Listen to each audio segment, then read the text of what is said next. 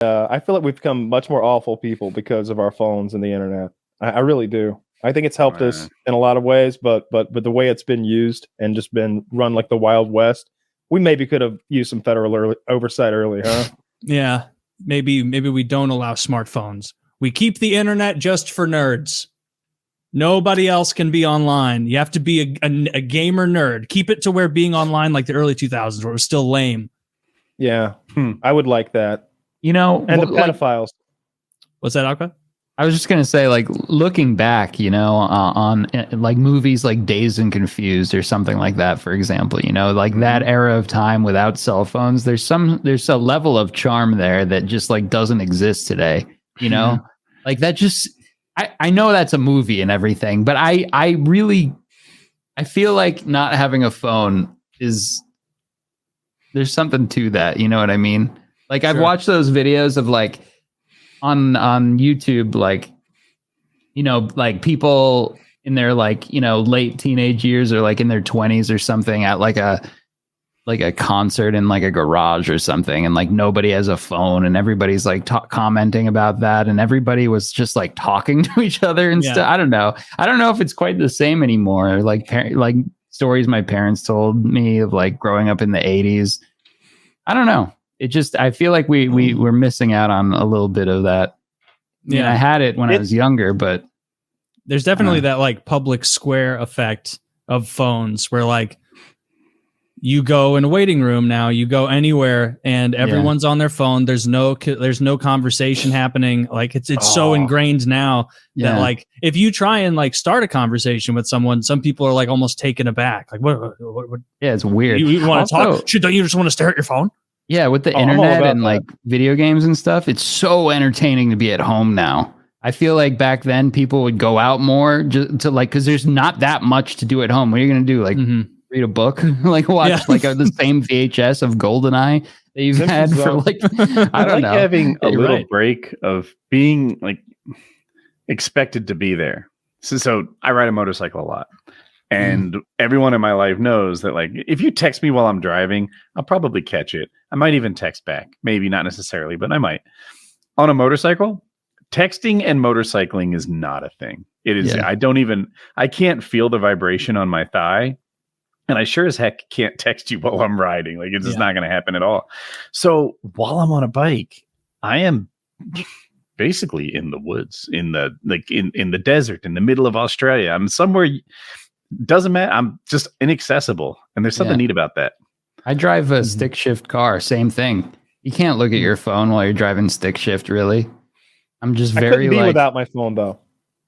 Like I would like it. I do have this, and I've always had it since I was a kid. This sort of fear that if I don't have my phone on me, someone's gonna die and I'm not gonna know. Like I was always worried about my dad. Like if I couldn't get in touch with him. So like I gotta have the phone so that I know that like in any emergency, right? Like if they need me, what if someone's broken down on the side of the road? I'll be thinking if I go to bed and I don't have my phone on my nightstand, I'll be thinking, what if a friend breaks down and they're on the side of the road and they can't get in touch with me? Like they need to be able to get. That's when I get really frustrated when people don't respond to my goddamn text messages. What the fuck? Where's your phone? You don't have your phone with you all day. You don't take the shower and you prop it up on the window so that it's looking at you so you can look through the shower and like check it. You do that? Like, what do you? Yeah, I don't want to be in there. I don't want to be without it. Like what? Sometimes I go hours and hours without checking my phone throughout the day. No, like I'll just have it in the other room and be like, oh yeah, I haven't checked my phone since like 10 this morning. The idea of leaving my phone dead I couldn't be comfortable. I would be like sitting on a tack. Oh my god, I hate the idea of just like letting my phone. When my phone dies, I will jump from my chair like it's like a cat's heart stopped or something. Oh shit, oh god. Like you're like running in there to the charger. Hang in there, Dad. Like plugging it in. I've always been like that. I'm a real worry wart in that way. If you can't get me, then I worry something's gone wrong. I remember I was out seeing a movie in New York City, got out of the movie late. My phone had died, and I wasn't familiar with the area very well where I had seen the movie. My friends took off in some other direction, and I had to get home, and I had no phone, and I didn't know where the subway station was there.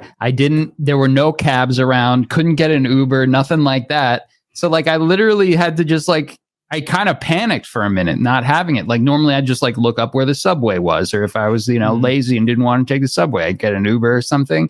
It's like hard to get a cab in like Midtown or that area sometimes. And I just like freaked out. I didn't know what to do. I had to like walk up to a stranger and ask them where the subway was.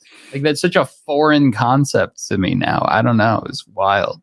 Yeah, it took me aback. Like I get stressed because I'm dog shit with directions. Like if I'm like in the middle of getting back home from somewhere that like I didn't know how to get to in the first place, and like my phone's at like 6%, and I know that like I'm not gonna make the turn to where I know where I'm going before then, I like get genuinely panicky. Where it's like, oh my God, I'm gonna be lost. I'm not gonna know where to go. And it's never like that because like it's always like, oh yeah, I know, I want to go west.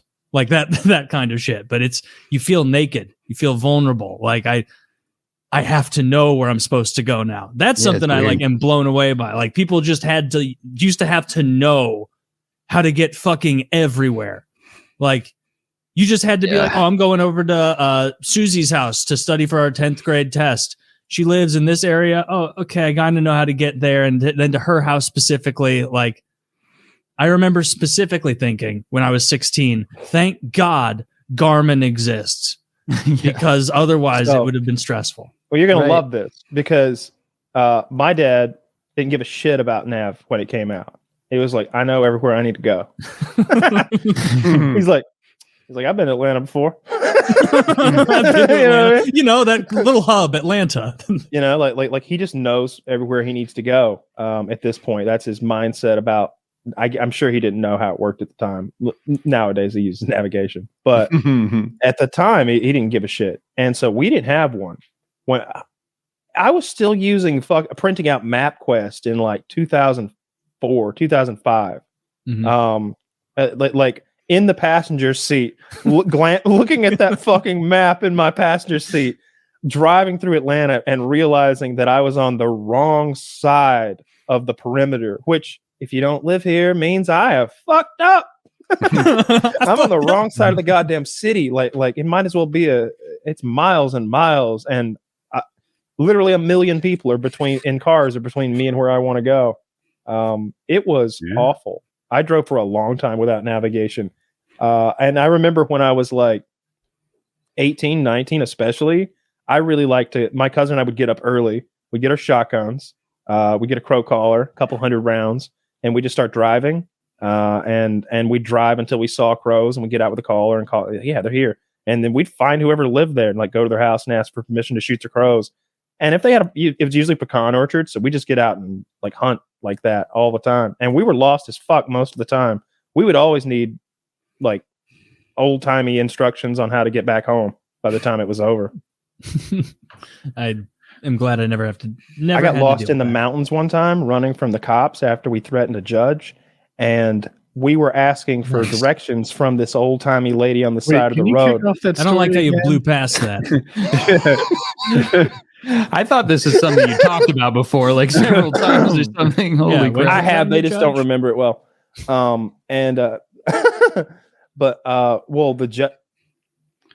That happened. We were at a red light, and we got into an altercation with the man behind us, and then we got out to attack him because he just signaled for us to pull over to fight, and so we pulled over to fight. And when we ran back to get him, he recoiled into his car in fear because he didn't think we were coming to get him like that. And he said, "I'm a judge," and we had just left that area of the city, like where the courthouse and all those buildings are.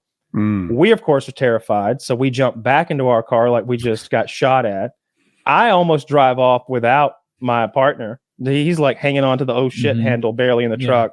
And I careen across 2 or 3 lanes of traffic outside after jumping a curb because I didn't want him to get my plate. Because you would imagine that a judge could make a phone call very quickly and give my plate to someone and they come and get me. So I'm afraid of that because now I feel like I've committed a terrible crime. I probably have. No, you just charged a judge in the middle of the road. Yeah, I think I may have yelled something at him, and I'm pretty sure I had a club. And so then we drove off, and I had the mindset at the time. I know this doesn't make sense, but if I got lost, then I would be lost. like if I didn't know where I was, how he could couldn't they find you? Yeah, a little bit of object permanence difficulty for teenage Kyle. But you gotta understand, I'm like 18 maybe, and I'm terrified because we're way in over. But he hides on a 3-year-old level. Yeah, but I'm driving a truck. Officer, back up! We have a gentleman standing staring into a tree. I can see your feet under the curtains, young man. Yeah. And so I tear off like through the town, and I just start taking every road that leads to a less populated area. I take that turn, like whatever it takes, and very quickly I'm out of town, down side streets, and then into the woods and back roads and the mountainous areas, kind of where Currahee, like that kind of area, and I'm almost out of gas. Like I know the point where it runs out in that truck. It's got to get below the red, and there's got to be visible gap. And then we got like a mile or two. We're on the red. I got like 10 miles, 15 maybe. And we pulled over because there was a lady checking her mail in this like sketchy mountainous area back there where not many people live. And I'm like, ma'am, can you tell me how to get to Franklin County? And she's like, oh, Franklin County. Yes. You halfway in Madison County. I'm like, yes, ma'am, I guess so. How do I get to Franklin County again? That way. And she pointed with like 3 fingers because that's all she had. Like she had some sort of congenital birth defect that I want to attribute to inbreeding because she is like hill folk. And you're like, there's that way. And I was like, thank you so much, ma'am. And I took off, and we both looked at each other like, did you see her fucking hand? Did you see her fucking hand? I'm like, where are we? Where are we? We were scared. I was so scared because we really didn't want to like attack a judge. We just wanted to defend ourselves. That's what it felt like at the time. You didn't want to respond cool when he was like, I'm a judge. And you were like, this is my partner jury and I'm executioner. And then you bang, go in there with your fucking club, break his windshield, drag him out, and say, don't you dare threaten us to fight so rudely. That does sound cool. Yeah, that would have been cool. That would have been a different life for me, I think, if I'd done that at 18. You'd be a pretty cool guy. No, he literally did start it though. I didn't leave. The light turned green, and I didn't immediately go because there was a car quickly coming to the intersection from my right, not stop. They'd be like, "Oh shit, it's red," and they're having a hard time getting stopped. It wasn't like a crazy emergency, but I was taking note of how quickly they were approaching the intersection, so I didn't leave right away. And this guy laid on the horn, and I think one of us gave him the finger, and he gave us the finger back, and then he was like, "Pull over." And it's like, all right, them's fighting words. He's wanting to go, so we did. And I bet he wasn't even a judge. He might not have been, but man, that's a good card to pull out of your back pocket in a scary moment. That's really good. Yeah, you have like to be old enough looking. Now. Yeah, Woody, I don't think you could pull off I'm a judge. You don't look old enough. I totally look like a judge. You're not judge age. No, you would need a beard and you'd need to look old. Actually, beard with the gray in there, you could pull off judge. Is it a crime to impersonate a judge? Because I know law enforcement, that's definitely a crime. No, it's not a crime at all. No. It's actually a really good idea. Yeah, it's like Dumbledore rules. Like, for pretending not only to be is a it judge, legal, I'm awarding you the highest honors. That was actually very smart of you. You pretended to be a judge. As a judge, I respect this. Yeah. You're free to go. Right? What if you're not just like choosing, like I'm a judge, right? But you're thinking of that beauty pageant that one time. I one time judged an eating contest. I'm a judge, like a former judge. And then what if he hits you with, I'm also a judge? Well, we're just a couple of judges now, aren't we? What's your favorite part of judging? What are your top 3 favorite parts of judging? Like, Your Honor, I meant I was judgmental when I said that. I meant I was vindictive and rude. Actually, I was judging someone.